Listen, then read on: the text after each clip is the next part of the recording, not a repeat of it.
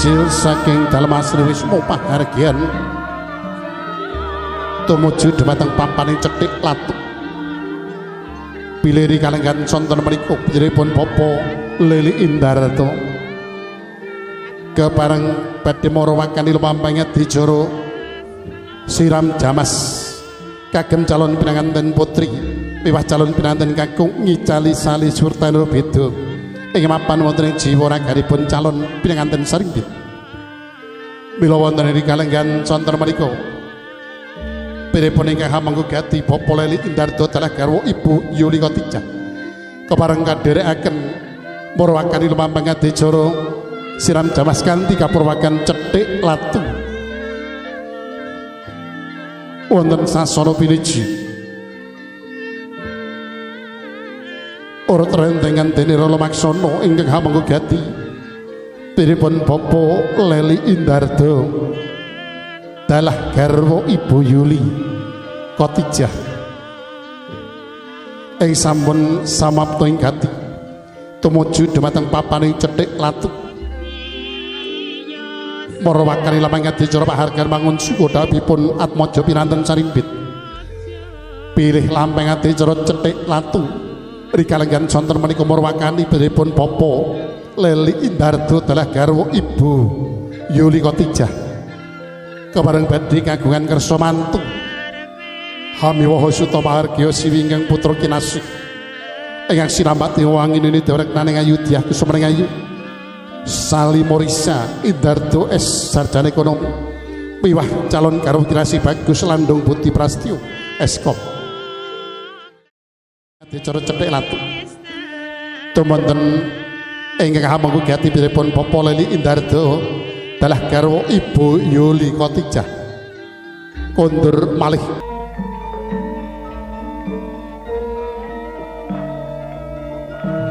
Allah punika tawarnanira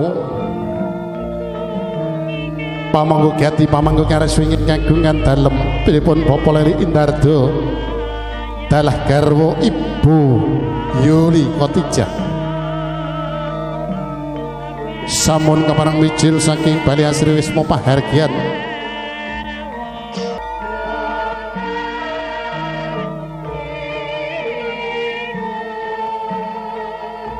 lon-lonan dene Rala Maksana sinareng kelengkeng garwa kinasih tumuju dhumateng Gapura Asri Wisma pahargyan pripun ingkang hamangga gati tumunten badhe pasang bleketip apa ta wujudipun bleketip dumados saking blarak ingkang kanyam kados klasa ing pengangkah tembiripun piripun Bapak Leli Indarto sekalian garwa badhe nggelar klasa kagem bebrayan ingkang putra kinasih Lili Dewi Reknaning Ayu Dyah Kusumaning Ayu Sali Morisa Indarto sarjana ekonomi wah calon garwa kinasih Bagus Landung Putih Prastyo Eskom pasang bleketip tumunten nedya badhe pasang tetuan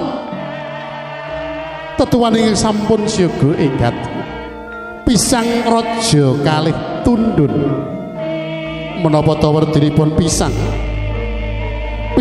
mekaten pinangka tepa palupining gesang mila sedaya ing gesang wonten Madyapada menika saged nulada panggesanganipun pisang lila legawa pejah lamun to sampun tuwuh wohipun migunani dumateng bebrayan wonten ing Madyapada pil pisang raja ngomong pralambang bilih ing tembe calon pinanten sarimbit anggenipun gesang bebrayan wonten Madyapada tansah saged gesang bebrayan hamangga gati salajengipun nglajengaken pasang tetuan miwah pasang pepasren ingkang badhe pinasrang ron alang-alang ron apa-apa mugi mboten wonten alangan setunggal menapa Rama Ibu ingkang putra Sali Morisa Indarto kepareng badhe matur dhumateng Rama Ibu kula ngaturaken sembah bekti dhumateng Rama Ibu ngaturaken panuwun awet Rama Ibu sampun kersa paring wulang wuruk, paling panuntun, paring pangrekoh lan pitedah. Nalika kula tansah alit ngantos kula dewasa. Wonten ing sonten punika mangke kula badhe ngarai ciraman Jamas ngicali Sukerto ing jiwa raga kawula. Mila kula nyuwun pangestu lan nyuwun pangapunten dalem awet kula tansah adamel serek penggalihipun Rama Ibu.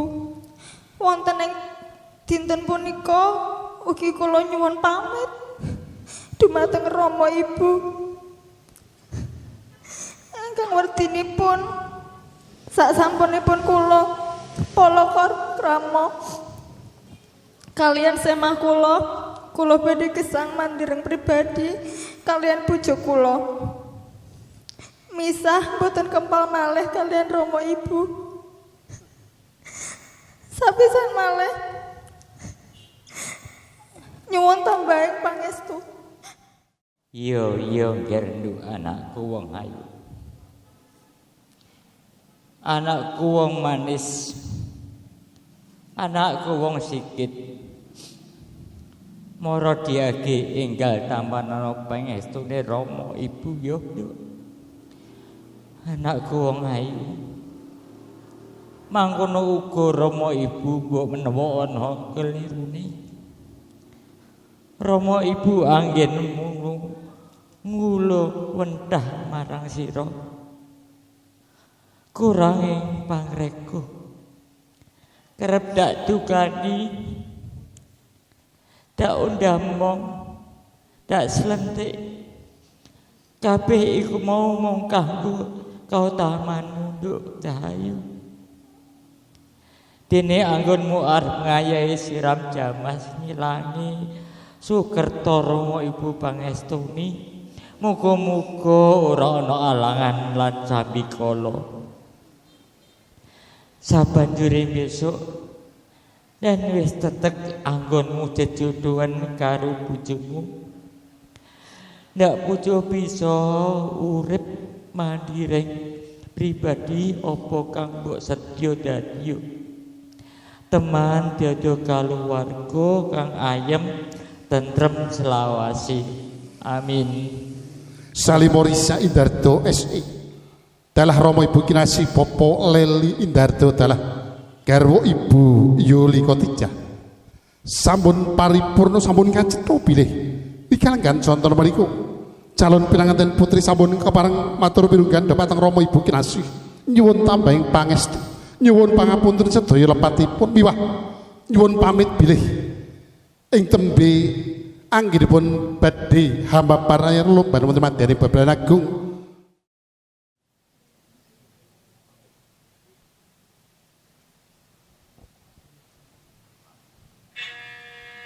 lon-lonan dene Rama Maksana ingkang putra Kinasih dene ngabiyantur dhumateng Rama Ibu Kinasih.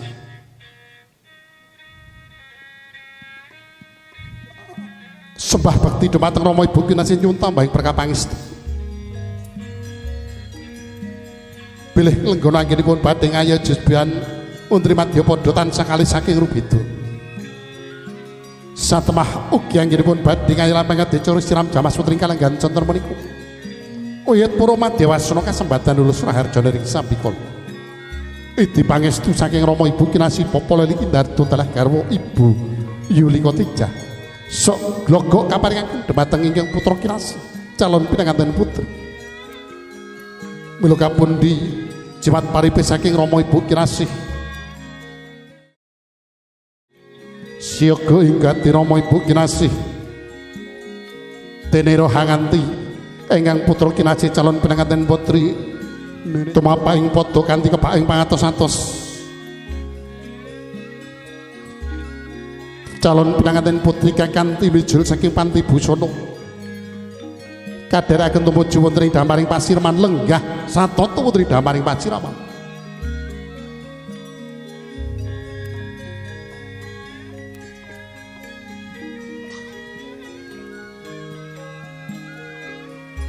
Kapiyarsa sawusnya tumuju wonten ing damaring Pasiraman.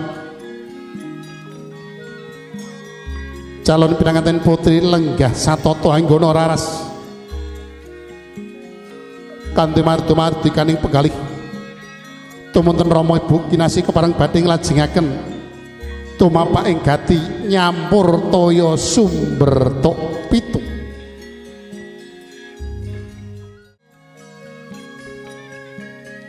Toya sumber tok pitu kapundhut saking papan pinilih satepah ing tembe calon pinanganten sarimbit anggenipun gesang sasaran pun madya padha sinareng kanen keng garwa kinasih.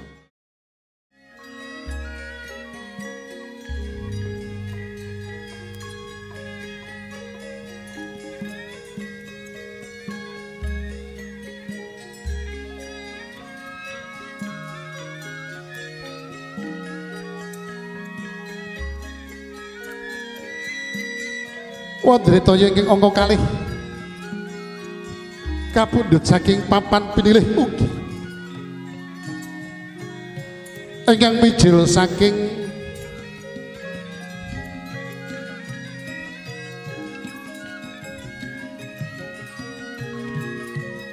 Gua Maria Solotigo.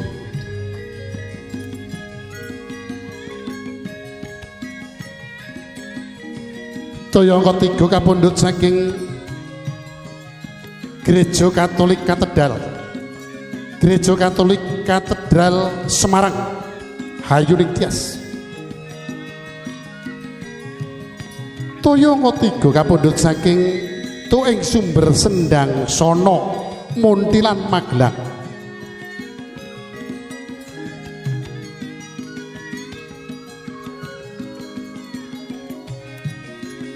Wondre toya ingkang angka gangsal kapundhut saking Tuing Sumber Gereja Katolik Maria Juwono. Toya angka 6 kapundhut saking Balai Hasil Wismopah Hergian Ketro Karangrayung Grobogan Hayuning Tias. Miwah toya ingkang angka 7 kapundhut saking Dalem Asri Wismopah Hergian Jalan Sunan Ngerang Juwono Pati. Toya Perwitasari ingkang mangki badhe kagem siram jamas calon pinanganten kakung bagus Landung Budi Prastyo Eskop. Toya Perwitasari ingkang sampun katampi saking ingkang hamenggo gati mangke badhe kasuwanaken kaaturaken dhumateng calon pisan kinasih pilihipun Bapak Wiyatno Prasojo sekalian garwa. Tinun saking Mandrawa Arum Hanggonto Mastuti.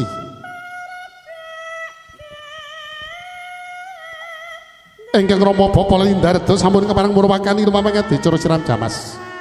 Mundhut toya Perwitasari ambal kaping 3 ngemo panalembang biur kaping pisan ngicali salis suketane Robeto ingkang mapan wonten ing jiwa araganipun calon pinanganten putri. Toya angka 1 kaparingaken wonten ing mustaka. Toya angka 2 kaparingaken wonten ing pamidangan. Mewah toya angka 3 kaparingaken wonten ing samparan. Ngemu lambang sinandi suwang-suwang. Dumateng kalajengaken ingkang Ibu kinasih Ibu Yuli Kotijah. Ugi ambal kaping 3 kepareng paring toya siraman Toya Perwitasari kunjuk dhumateng ing putra kinasih calon pinanganten putri ingkang lambang biur kaping 2 minangka tambahing cahya nur cahyaning calon pinanganten putri. Kawistara wonten ing kalenggan sonten menika ingkang hamenggo gati Rama Ibu kinasih mahat calon pinanganten putri anggenipun ngayi lampeng adicara sirap jamas ngagem nyamping cakaran ingkang ngemu pralambang bilih tembiripun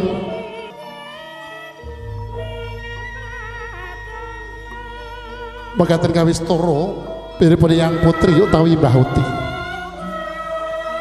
Ari kalenggan contoh menika sampun kepareng sinaget kalian ingkang wayah kinasih calon pinanganten putri Nini Dewerek Naning Ayudya Kucumaning Ayu Sali Morisa Indardo Sarjani Kono ing sampun kepareng paring berkah pangestu wujudipun toya Parwitasari.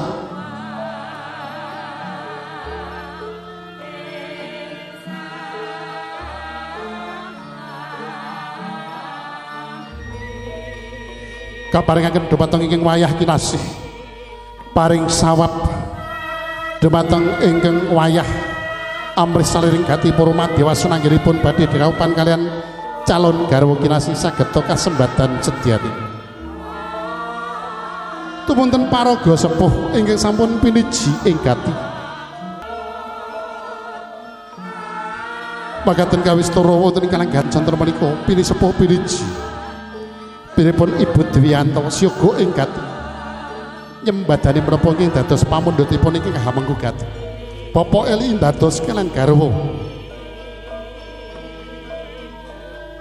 Paring berkah pangestu wujudipun toya siraman kapundhut saking salebeting gendhoga kencana minangka wadhahing sekar setaman wah sekar manca warna kagem calon pinanganten putri kagem ngicali sali sukertani rubeda ing papan wonten ing jiwa anggenipun calon pinanganten putri.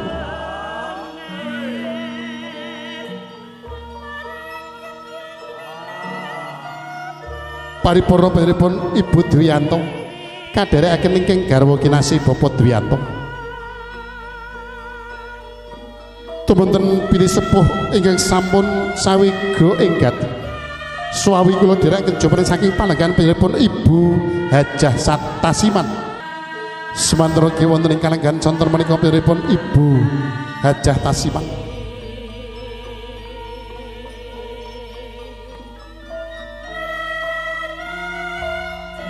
Siyaga ing gati mundhut toya Parwitasari ambal kaping 3. Kaparingaken dhumateng ingkang putra kinasih calon pinanganten putri Nini Dewi Rengtaning Ayu Dia Kesumeneng Ayu Sali Morisa Indardo Sarjana Ekonomi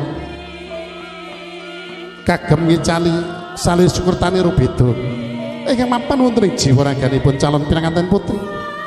Satemanggenipun badhe dedhawuhan kalian calon garwa kinasih saged suci lair terus ing batos. Paripurna panjenenganipun Ibu Hajah Tasiman ingkang kadherekaken ingkang garwa kinasih Bapak Haji Tasiman sarjana hukum. Atur panuwun saking amengku gati Bapak Leli Indardo sekalian garwa Ibu Yuli Kotijah ing ngarupi tandha tresna. Paripurna pilih sepuh pilih jipun Ibu Hajah Tasiman tumunten sarajengipun kasuwun jumren saking palenggan.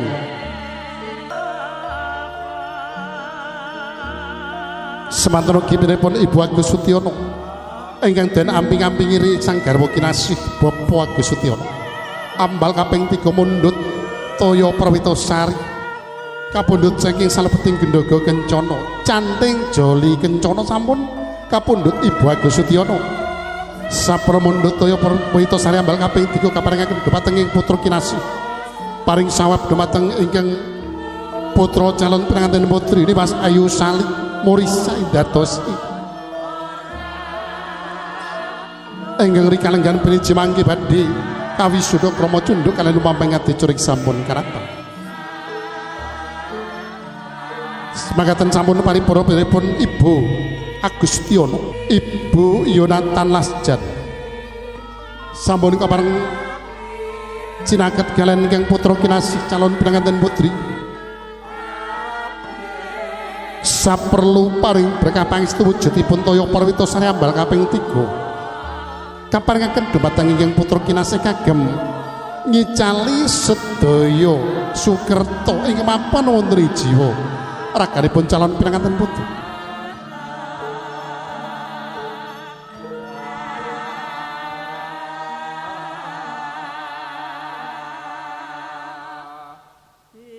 Purna gati pinipun Ibu Yunatan Lasjan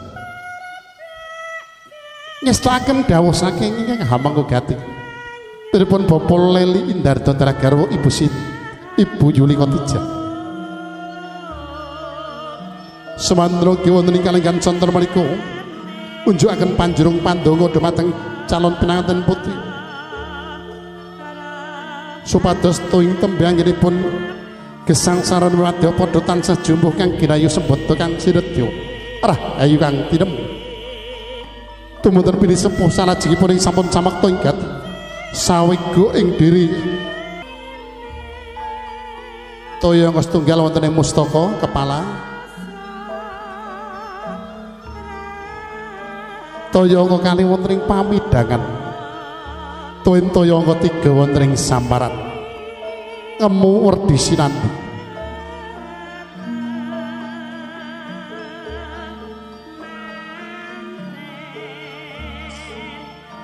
bekaten paripurna paripurna Ibu Hajah Sudarmono kadherekaken ingkang garwa kinasih salajengipun kasuwun jumran saking palanggan sawetawis piripun Ibu Triaji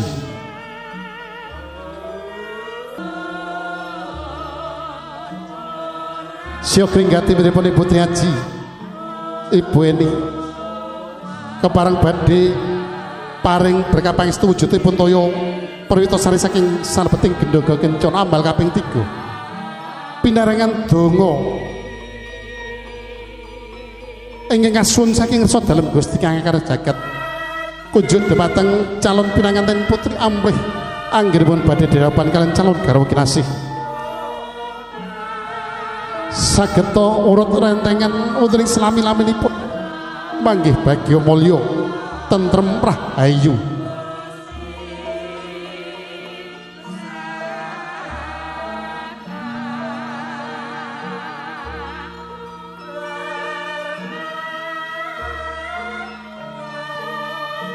sampun keparang ambal kaping 3 piripun Ibu Triaji ingkang kadherekaken piripun Bapak Triaji sampun keparang nyembadani menapa ingkang dados pamundhutipun panyuwunipun ingkang hamengga gati Bapak Leri Indarto Tanah Garwa Ibu Yuni Khotijah tumunten pilih sepuh ingkang pungkasan piripun Ibu Apriyanto ambal kaping 3 piripun Ibu Apriyanto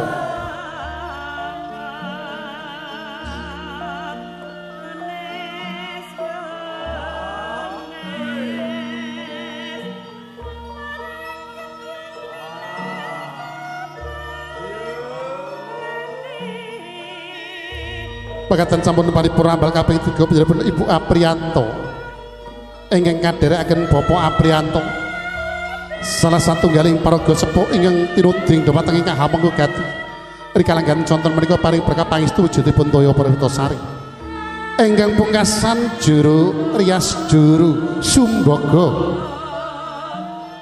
nodhika piripun Ibu Anik Kusumo ingkang mijil saking Adi Kusumo Salon mapan wonten ing Juwana ugi mapan wonten ing Puri Baru Permepat ingkang rikalenggan sonten menika paring aji Sumbaga dhumateng calon pinanganten putri miwah paring lulur ingkang wujudipun konyoh manca-warna aji Sumbaga ingkang kaparingaken dhumateng calon pinanganten putri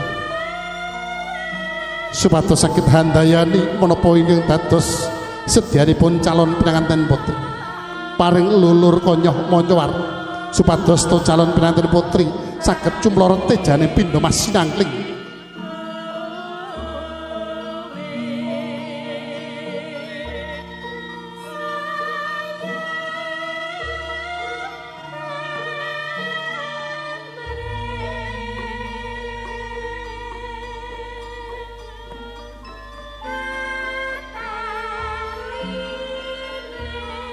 mekaten kawistara wonten ing kalenggan contor menika minangka pungkasaning adicara siram jamas kagem calon pinanganten putri sampun den pungkasi piripun Ibu Anik Kusumo yang mijil saking Adi Kusumo Salon kewareng paring aji Sumbaga mah lulur konyoh manca-warna dhumateng calon pinanganten putri ingkang makare sarangan kalian para kadang yang mrejengati minangka juru foto kapitadosaken dhumateng Jojo Akyar foto saking Semarang miwah antar rasa antaraksa shooting ugi saking Semarang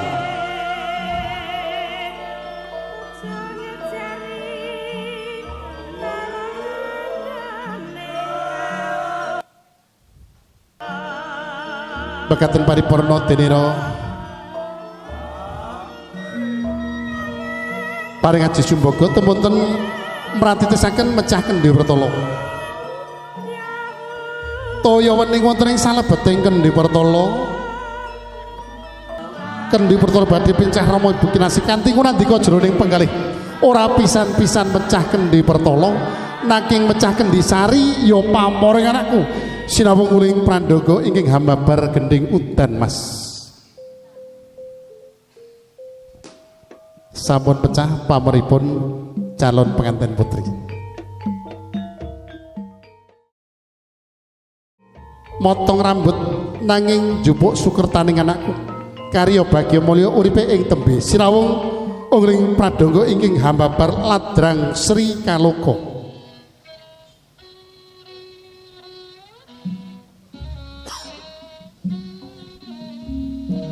Bekaten rikma sinomrek manipun calon pinanten putri sampun kapagas Rama Ibu Kinasih ngicali sali sukertaning rebeda ing mapan wonten ing jiwa raganipun calon pinanten putri. Sak samanipun pagas rikma kalajengaken adicara bobongan panjing wonten ing panti busana. Namung kawula saderengipun calon pinanten putri gantos busana kaprayogakaken siram bilas langkung rumiyin wonten ing sasana piniji. Wondene para paraga ingkang kepareng badhe paring toya siraman dhumateng calon pinanten kakung Rama Ibu pinipun Bapak Wiyatna Prasaja dalah Ibu Sri Rahayu lajeng Eyang Putri Mbah Yayi pinipun Bapak Supomo Budaya pinipun Bapak Suharso pinipun Bapak Haji Tasiman. Rama Ibu ingkang luhuring budi wonten ing rikalenggahan punika ingkang putra pun kula Landung Budi Prastya kepareng matur minuranggan dumateng Rama Ibu minangka jajering jalem ingkang putra kula badhe nindakaken jejibahan hanetepi wajib ing gesang nedya bagi mengku bale wisma kalian Kendya minangka gegantilaning maneh ingkang kula tresnani. Saderengipun sedaya kala wau kalampahan wonten ing ari piniji punika langkung rumiyin kula badhe ngayahi lampahing adicara siraman kagem ngicali sali sukertaning rubada wonten ing jiwa lan raga ning kawula.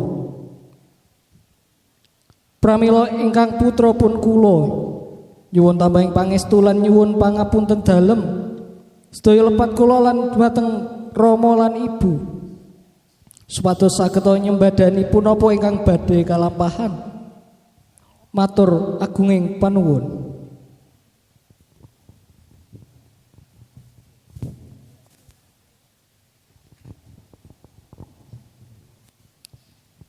Anakku wong rigid, anakku wong pekik, anakku wong jatmika, jejering wong tuwa, Rama Ibu tansah pinaring pandulung marang sira awakmu ya nggih cah bagus Landung Budi Prastya.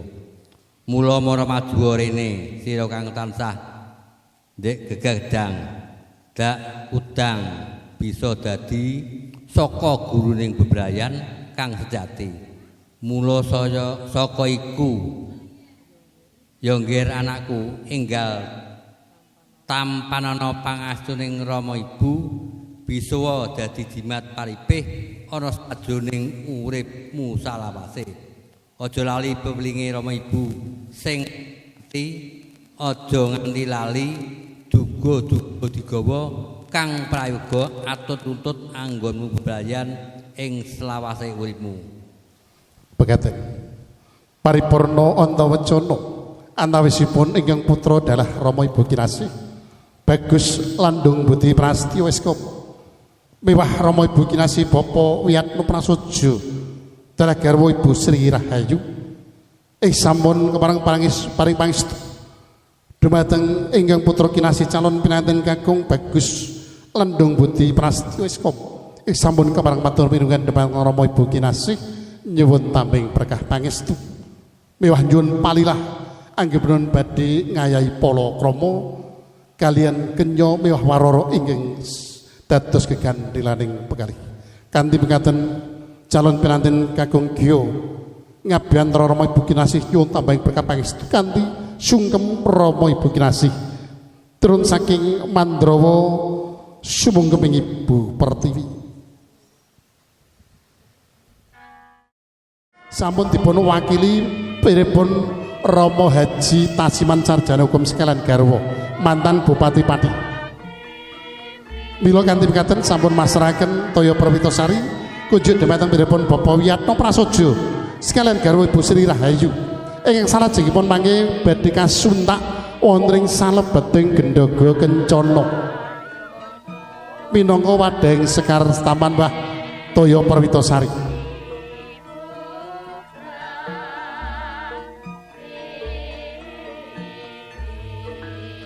Kawistara Toya Prawitasari sampun kasuntak ingkang mangke badhe kagem siram jamas calon pinanganten kakung Bagus Landung Budi Prastyo Eskom ambal kaping 3 mundhut Toya Prawitasari wonten ing salebeting Gendhaga Kencana kaparingaken dhumateng ing putra kinasih Toya setunggal kaparingaken wonten ing Mustaka Toya kekalih wonten ing pamidangan Toya ketiga wonten ing Samparan mekaten kabiyarsa lampahing adicara siram jamas kagem calon pinanganten kakung sampun kapurwaken ingkang rama piripun Bapak Wiyatno Prasojo ambal kaping 3 sampun paripurna kalajengaken ingkang Ibu Sri Rahayu semanten ugi Ibu Sri Rahayu ngunjukaken panjurung pandonga dhumateng Resa Dalem Gusti Karya Jagat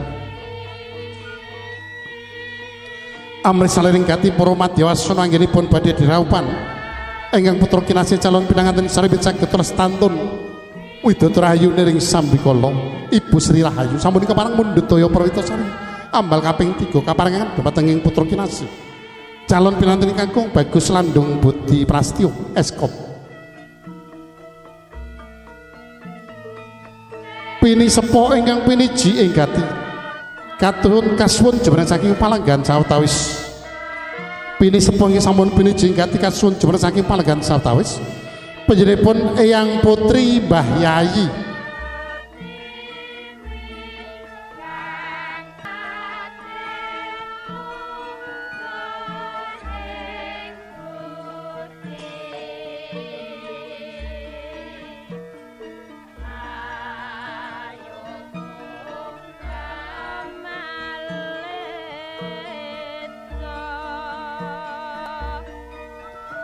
wonten ing mustaka dipun isik-isik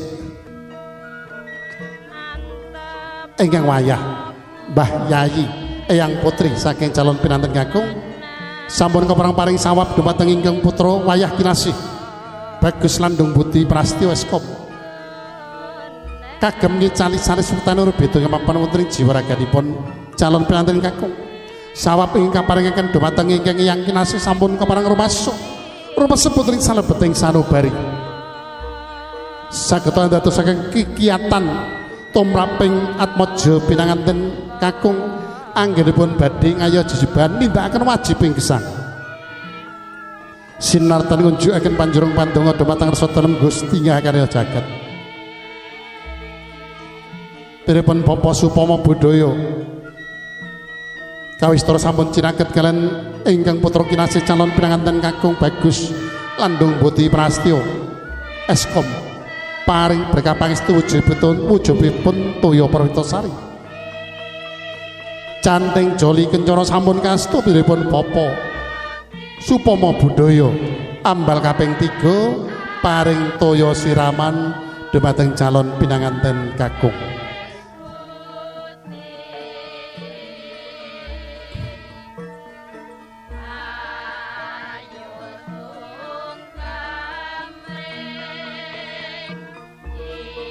Salajengipun kasuwun jumeneng saking palenggan piripun Bapak Suharso kanthi ngenengaken Pancandriya unjukaken panjurung pandonga dhumateng Resa Dalem Gusti Karya Jagat piripun Bapak Suharso ingkang den amping-amping ingkang garwa kinasih Ibu Suharso sampun keparang nyembadani menapa ingkang dados pamundhutipun piripun Bapak Wiyatno Prasaja darah garwa Ibu Sri Rahayu.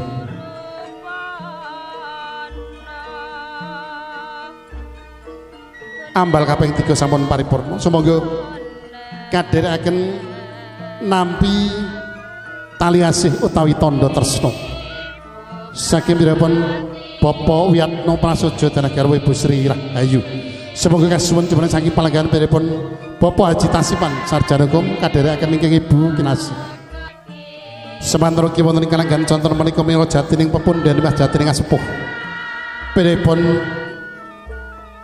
Bapak Haji Tasiman sarjana hukum ambal kaping 3 mundhut toya propitosari wonten ing salebeting gendhaga kencana kaparingaken dhumateng ingkang putra kinasih calon pinanten ingkang Agung Bagus Landung Putih Prastyo Eskom. Sampun kepareng nyembadani pamundhutipun calon pisan kinasih piripun Bapak Wiyatno Prasaja dalah garwa Ibu Sri Rahayu. Salajengipun atur panuwun ugi kunjuk dhumateng piripun Bapak Haji Tasiman sarjana hukum sekalian garwa.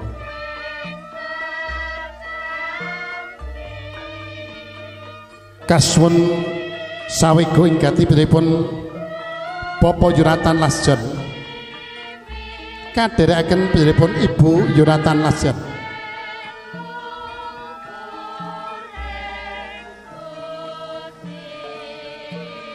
Ugi minangkani menunggu jatining asepuh jatining pepundhen ingkang pungkasan mangke kula terus yoga inggati piripun Bapak Haji Sudarmono.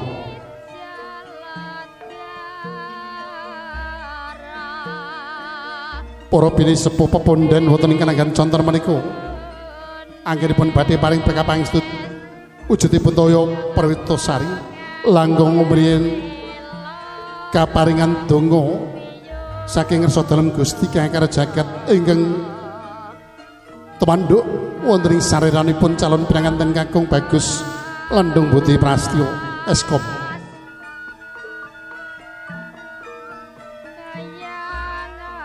Amrit salering gati para madya wasana anggenipun badhe dedhaopan kaliyan calon garwa kinasih kasembatan nulus raharjane ring sambikala atut runtut ngantos kaken-kaken dinan-dinan. Bagaten paripurna piripun Bapak Yonatan Lasjan ingkang kadherekaken ingkang garwa kinasih sampun paripurna nyembadani menapa iki dados pamundhutipun Bapak Wiyatno Prasaja sekalian garwa. Semoga ingkang pungkasan piripun Bapak Haji Sudarmono.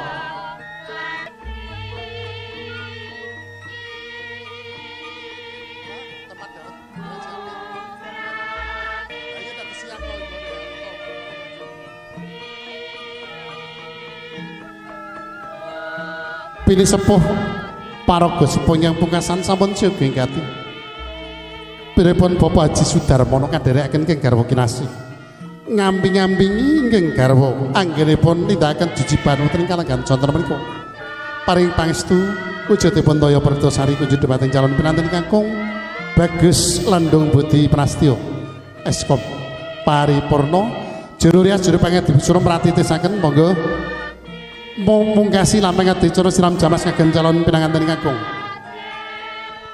Nuningga piripun Ibu Ani Kusumo ingkang mijil saking Adi Kusumo Salon mapan wonten ing Juwana dalah wonten ing ingkang mangke badhe dipun tanem piripun ingkang hamanggugati Bapak Leli Indardo dalah garwa Ibu Yuli Kotijah wonten sakiwa tengenipun Balai Asri Wisma Pahargyan dipun prayogakaken wonten ing sisih kanan dalem Asri Wisma Pahargyan awit ngempung pralambang bilih ing tembe calon pengantin sarbit saged nengenaken kautamen. Begaten kawistara denira magas rek mosina mrikpanipun calon pinanten Kakung piripun Bapak Wiyatno Prasaja dalah garwa Ibu Sri Rahayu kanthi nandika jroning penggalih ora pisan-pisan motong rambut nanging jupuk sukertaning anakku karya bagya mulya uriping tembe. Sampun paripurna monggo kadherekaken tumuju wonten ing panti busana sadèrèngipun wonten ing panti busana kadherekaken siram bilas langgeng rumiyin wonten ing sasana piniji.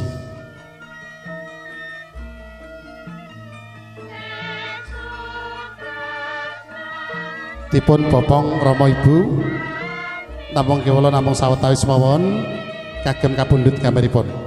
Begaten lampah dicara siram jamas kagem calon pinanten putri kanthi ngunandika jroning penggalih ora pisan-pisan mendem rambut nanging mendem sukertaning anakku lemobwana sajroning bantala katata banyu katata angin kang kari bagya mulya uripe ing tembe anakku sakloron manggih bagya mulya.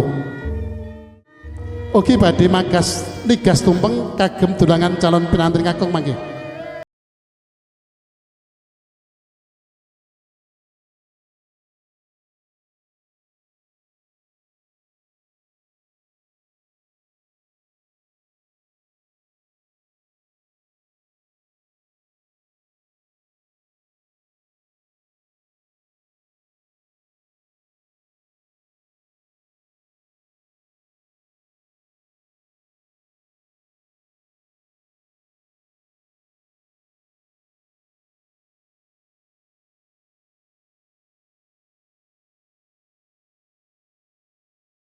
Bapak Leli Indarto Telekerwa sampun keparang nigas tumpeng menawi tumpeng dipun tigas menawi kalawu rekmo dipun pagas rekmo menawi tumpeng dipun tigas tumpeng salawuhipun sampun kapundhut pripun Bapak Leli Indarto ingkang mangke badhe dipun dulangaken calon pinanganten putri. Sinten ingkang saged jawab? Pripun Mas? Lancip dereng sunat mboten niku. Oh tumpeng pucuke lancip kok durung sunat iki. Tumpeng pucukipun lancip menika nggambaraken nglambangaken bilih ing tembe calon pengantin sarimbit menika saged dados pimpinan. Amin panjurung pantunga saking panjenengan. Dados para pilih sepuh nenek moyang kita menika nilari budaya ingkang adiluhung. Mila tumpeng menika kagem syukuran nggih. Tumpeng dipun damel pucukipun lancip menika dipun angkah saged mencapai puncak. Menapa inggih dados sedyanipun kasembatan. Mangke dipun agem dulangan calon pengantin kakung. Monggo kula aturi lenggah sawetawis. Lon-lonan dene Rala Maksana ingkang amengku gati tumuju dhumateng papaning sadhe dawet. Jangkepi lampah adicara siram jamas wonten ing kalanggan sonten menika. Dawet ayu cakrekipun Ibu Yuli Kotijah. Saderengipun dipun sadhe dhumateng panjenengan sedaya badhe dipun pundhut sawetawis dening Ibu Yuli Kotijah.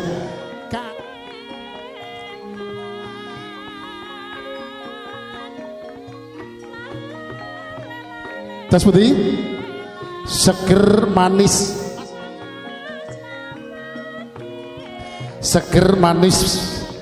gandem menika ingkang cirios panjenenganipun Bapak Leli Bapak Leli Indarto dawetipun seger manis kaya bakule jarine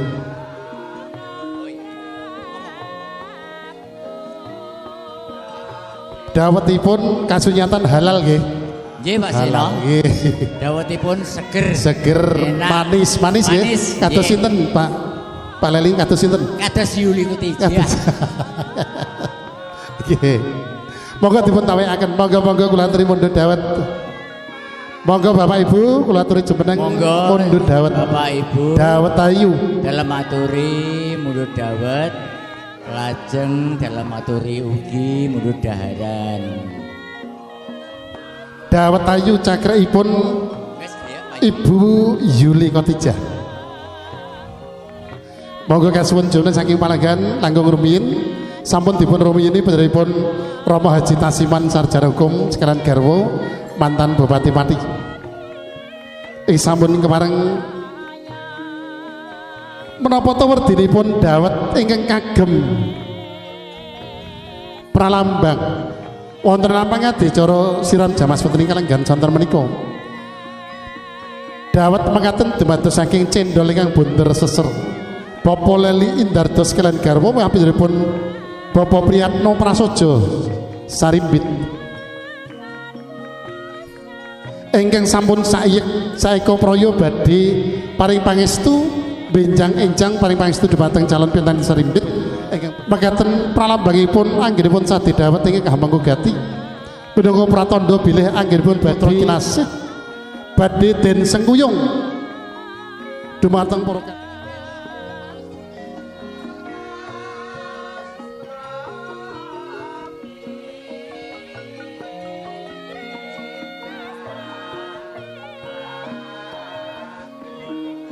Yuli Kotijah utawi Ibu Leli Indarto.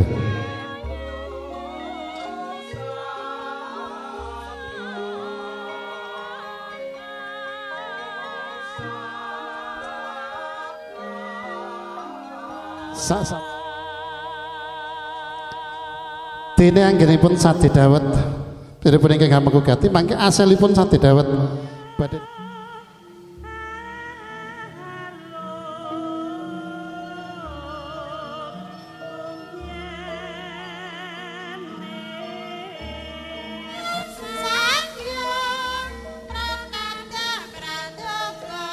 mekaten para rawuh kakung Sumawana Putri langkung ngomrumiyin para kadang yang brijing Gati ingkang kapitados pinaka jero rias jero panget dibusana jero sumbaga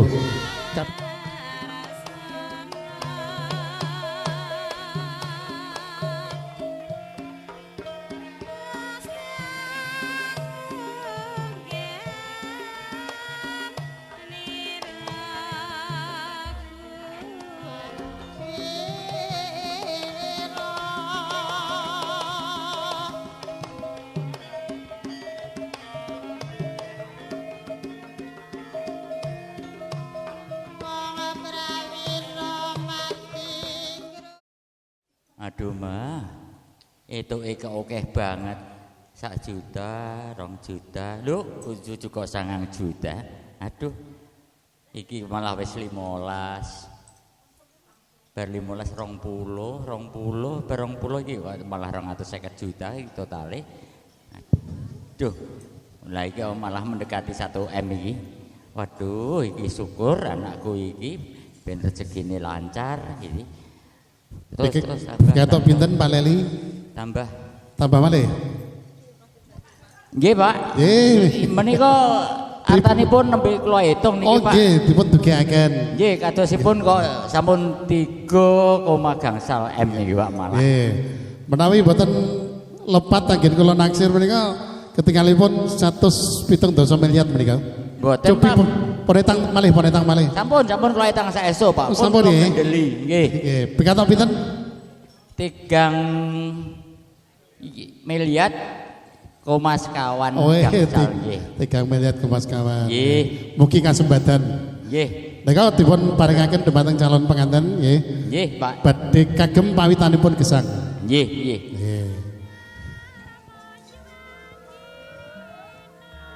Matur nuwun dumateng sedherek ingkang sampun mundhut dawet ayu ingkang raosipun manis. Ingkang damel sinten? Damelanipun sinten Pak Leli? Bu Yuli, Pak. Bu Yuli. Bapak Leli Indarto sekalian garwa mewah calon pengantin saripit.